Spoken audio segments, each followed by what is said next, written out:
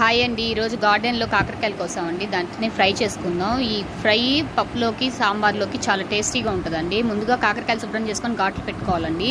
తర్వాత ఇవన్నీ ఘాట్లు పెట్టుకున్నాక కడాయిలో ఆయిల్ వేసుకొని జీలకర్ర తాలింపు దినుసులు అన్నీ వేసుకోవాలండి. వేసుకున్నాక కాకరకాయలని అందులో వేసేసేయాలండి. చూడండి, కాకరకాయలు అన్నీ వాటిలో వేస్తారు. ఈ కర్రీ మీ అందరికి ఎవరికి ఇష్టమో నాకు కామెంట్ చేయండి. నాకైతే చాలా బాగా ఇష్టం అండి. పప్పులోకి చాలా బాగుంటుంది ఇది. ముందుగా కాకరకాయలు ఉప్పు పసుపు వేసి మగ్గనివ్వాలండి. మూత పెట్టుకొని మగ్గనివ్వాలి.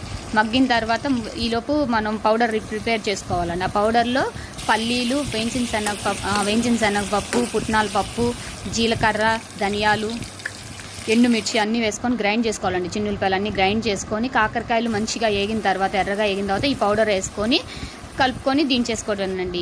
మీలో ఈ కర్రీ మీరు ఎలా తయారు చేస్తారో కామెంట్ చేయండి. Bye bye.